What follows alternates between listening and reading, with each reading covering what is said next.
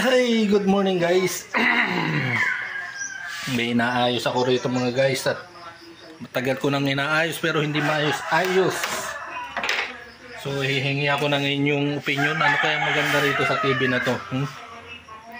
Ganyan lang po siya. Wisdom share. Hindi siya mag-open. So ganito ang nangyari. Papatayin ko rito. Hindi mapatay sa remote.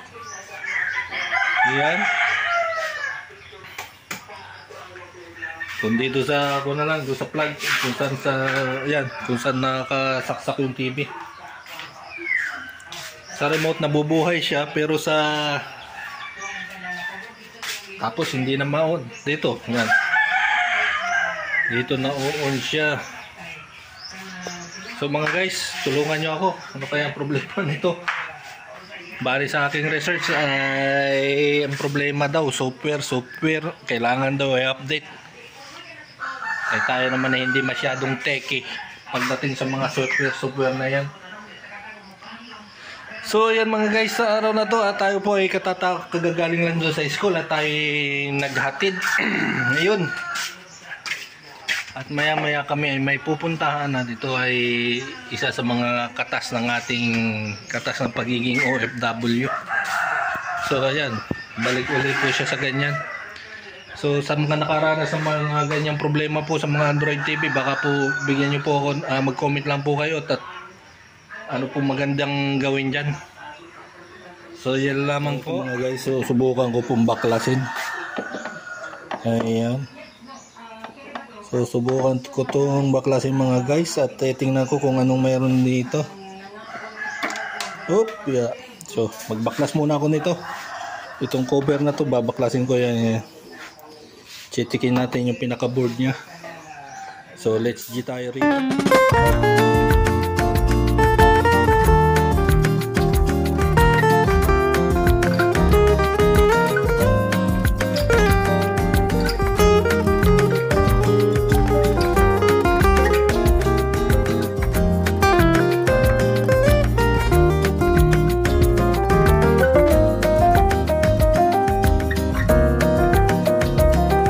So yan, baklas na. So ito yung power supply niya Ito ay naka-connect po yan dito.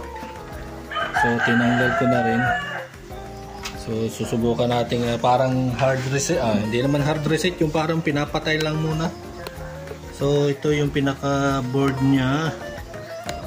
Hindi ko lang talaga sure. Tsambahan lang po ito. Kasi nung nakaraang araw ito po ay napagana ko natapos bumalik ulit. So tsambahan lang itong ating gagawin na to. Ito yung sa control nya. Dito sa likod ng TV. Ito yung sa remote. Yung IR yata ang tinatawag para. So ito ang hindi ko pa. Ito ang gusto kong baklasin. Paano ko i-disconnect ito? Parang disconnect tapos salpak ulit. So subukan ko lang to kung ano mangyayari. Walang magagawa kung hindi susubukan. So kapag walang nangyari ay di sakwa natin to dadalahin sa servicing ng mga TV kung saan ginagawa talaga. So na-research ko na tong issue na to ay kailangan daw i-upgrade yung software. Ito yung pinakakuha ng mother ng board na to. Cold hot. May kumpa siya parang temperature sensor niya. Ano kaya ito? Tawag dito EMC, parang pinakakuha niya. Hindi ko alam. Parang wala naman mga IC. Capacitor, resistor. Ito, hindi ko na masyadong alam ang mga term dito. Dati nung nag-aaral pa tayo sa electronics engineering medyo may alam tayo ngayon, nakalimutan na natin.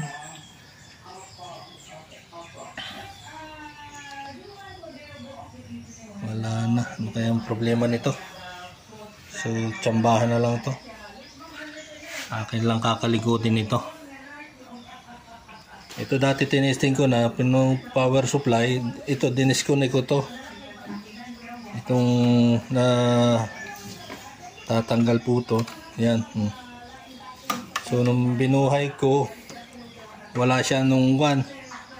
So, ito yung pinaka-supply dito sa board. Tapos, wala siyang lumalabas do sa screen na share, ano? Wisdom share. Wisdom share, wala siyang lumalabas. Totally blanco lang siya. So, pag kinabit natin to, bumabalik po yung wisdom share pero hindi siya magtuloy-tuloy ang loading. Yun po ang aking gustong malaman kung ano ang nangyari, bakit hindi siya mag-loading. So wala naman mga piyesa ang sunog eh. So tsambahan na lang to, tsambahan mga guys. Subukan ko lang din itong baklas, tapos baklas kabit, tapos testing ulit. So yan po ang aking gagawin. Ito mga guys, yan o. Bali hinugot kalong tuloy siya. Hinugot at tinitingnan. Ito ay konektado dito. Ito ay konektado dito. Papunta rito sa kung so panibagong board siya. Hindi ko lang alam kung basta tsambahan po ito. Hindi naman po ako technician ng mga ganitong TV. At ito ay ginagawan ko lang po ng paraan hanggat maaari. Pero tinitrace natin. Ito ay dito. Ito ay speaker sa mga audio video niya, yung mga socket HDMI. Ito yung para sa telepono. Ay, anong tawag doon? Kalimutan ko na yung term. So ito ay yan, tinanggal lang natin. So tapos kakabit ko ulit. Connection nito dito, baka dito lang baka naglulus lang siya rito. So baklas natin. Ikabit, tapos kabit ulit natin to. So binalik muna natin to pero hindi natin na nilagyan ng mga screw. Titestingin ko lang ulit buhayin. I-on, nilagay ko lang yung paa para maitindig. So tsambahan lang po to. Wala naman akong ginawa. Bali dinisconnect ko lang. Parang sa mga cellphone, kapag naghahang hindi natanggal yung mga baterya okay kung ano-anong binabaklas para lang matanggal yung pagkahang. So hindi po ako sigurado dito. Tsambahan lang ito. Tsambahan kung matsambahan. So yan na testing natin to. Testingin. So yan, may power siya. Operate natin dito sa likod. Dito, power. Yan. Yan lang po ang lumalabas. Titingnan natin kung dedire-diretso siya. Okay. Yan, wisdom share. Yan lang. Ito lang po ang problema nito. Dapat siya mga ilang segundo mag-open na siya. Punta siya doon sa menu. Itong remote naman ay hindi rin gumagana. So subukan ko uling ikuha nitong battery. Pero okay naman itong battery. Tingnan ninyo mga guys kung ano mangyayari dito. So comment lang po kayo kung may alam po kayo sa ganitong. So ayan po, i-off po natin. Hindi siya ma-off dito sa TV. Wala. Ayan no. Kahit dito sa likod, once na mabuksan po ninyo, i-off po natin dito. Ayan o, may button po yan dito, power off. Power. Kahit pindot-pindutin ko siya. Ayaw po siyang mamatay. Ayaw din punta sa menu. Hindi pumunta sa menu. Dati nung una kong testing ito, pag pindot ko dito sa menu, pumunta na siya doon sa menu. Nawala yung wisdom share na yan. Kaso nung ikinabit ko na yung sa cable, nawala.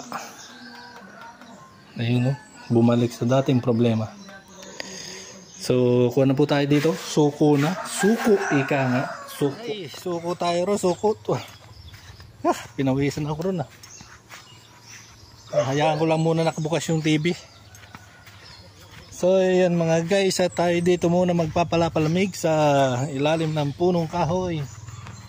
At ayan, at ipapakita ko po sa inyo yung ating mga alaga. Ito yung aking mga alaga rito. Yan, isa, dalawa, alaga namin ni Father. Yan, si Father lagi yung nagkukuha nito. So mapapanood po ninyo doon sa aking huling video na may nahuli po kami na bayawak. Yung pong bayawak na yan ay ito po ang mga inaatake. Ito po yan. Buti na lang may aso kami rito na nakita ng aso. Kaso sinubukang hinabol ay hindi na mahabol dahil nakatali. So umakyat po siya doon sa niyog. Dahil po dito ay mayroon pong inahin kami na bagong mga sisiw. Minsan pa nga nakita po, may nakita ni Father doon sa may tangkal nasa ibabaw ng kuwan yung bayawak So marami pong nagrereklamo, marami nag-comment na bakit pinatay. Human instinct na lang po yun mga guys. Hindi mo, first time lang po namin uli makahuli ng kuwan ng bayawak dito. Dahil kami po ay medyo, ang aming lugar ay nasa medyo paanan po kami ng kabundukan. Makikita po ninyo yan. So kumo na po yan at may mga bayawak po rito. So mayroon pa nga po kami tinatawag dito na ibid. Andiyan nangangain ng bunga, hindi po namin niya kinukuha. Hinuhuli, pinababayaan lang po namin. So dahil may mga alaga po kaming manok dito, human instinct. So kaysa kayo maunahan, inunahan na namin yung bayawak. So doon sa mga iba na siguro yung mga iba ay nakatira sa mga city at sila ay naaawa sa bayawak, dapat daw ay hinuli o kaya tinawag daw ang DNR para sabihin. Ay kung halimbawa tinawag namin ng DNR yung kaya aakyatin doon sa pununan niyo at uhulihin, aakyatin nila yon. Ay baka sabihin pa ni. So ayan mga guys. So ayan. Kaysa ito ay madali ng kuwan ng bayawak, kaya alin ang inyong uunahin? Yung bayawak, hindi yung inyong manok. Alaga. So kung doon sa mga nakapanood ng aking video, di pasensya na kayo kung kayo nasaktan dahil nasaktan namin yung inyong bayawak. Pero kung kayo ay nasa aming pwesto, nasa aming sitwasyon, ewan ko lang kung anong inyong gagawin. Baka sabihin naman ninyo ikuan. At marami din po ako napapanood siya sa YouTube channel na nanghahunting pa nga ng bayawak, binabaril nila. Tapos yun ay na-appreciate pa nung iba na manunood. So yun lang mga guys. So ayan, papakita ko yan mga alaga namin. May sisiw pa nga ito. Ito, may sisiw. Yan. Ito yung tangkal namin dito na baka sabihin naman ninyo ako'y nagluluko. Ayun, baka sabihin naman ninyo di yung inyong mga manok ay itali ninyo sa hindi maabot ng bayawak. Sala ng gabaka. Ayan, dyan may ibid na tinatawag, nakahapon yan dyan. Ang kinakain niya na ikuhan, kaya hindi namin hinuhuli. Ang kinakain niya ay bunga ng punong kahoy. So minsan yung bayawak nakita na lang po namin, nandito yan, mga halaga ang pakain din ikuhan. Mas mahal pa sa tao. Ayan, nakita na po namin dito, nandun sa ibabaw ng tangkal. Yan, dito. At nagpupumilit pumasok. dahil buo dito ay may mga inahin. Oh. Tapos ay ang gusto pa nung iba, wag daw huhulihin at wag daw papatayin eh. Ay anong gagawin ninyo? Pero hindi naman nasayang, naging adobo. So ayan. So ang masasabi ko po ay human instinct. Ay halimbawa po diyan sa inyong bahay may nakita kayong ahas, ay ano inyong gagawin? Tatawag kayo ng kuwan o uunahan na ninyo? So yan ang mga alaga namin manok mga guys. At dun sa mga nasaktan at namatay yung bayawak, ay pasensya na kayo. Kasi yung lugar namin dito ay talagang kuwan. Oh. Doon sa kapitbahay namin doon, marami ding alaga manok. Nakabakod diyan. Ito kawayan na niya, maraming bayawak diyan, pero hindi naman namin hinahunting, hindi naman namin hinuhuli. So pumasok sila dito sa aming bakuran. Bali trespassing yung bayawak, eh anong mangyayari sa kanya? Oh. So yan mga guys. Ay, dito lang tayo at maya may puntahan tayo. At yun ay importanteng mahalaga. Ang next kong gagawin ay yung panabas o na lawn mower na to nung nakaraan araw. Malinis na makakuha na yung damo. So yan muna mga guys, ang ating pansamantalang video sa araw na to.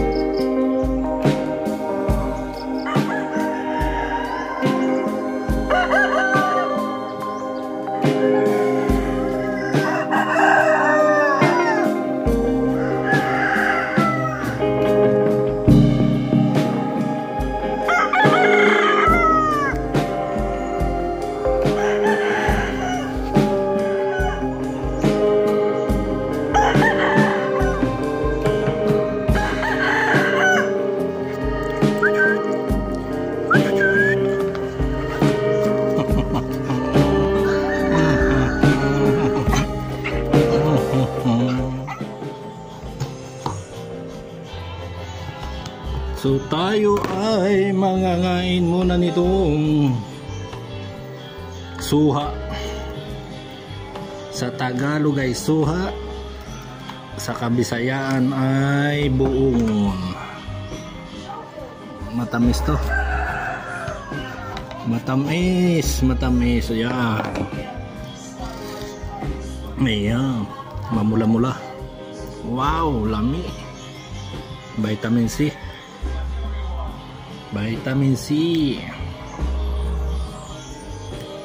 Ito.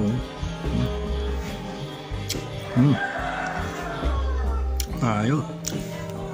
Kapal pala ang balat nito. Pero matamis.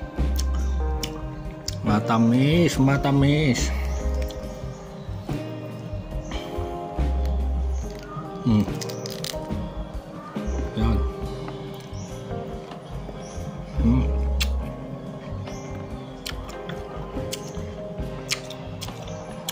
Kain muna tayo dyan mga guys. Buong.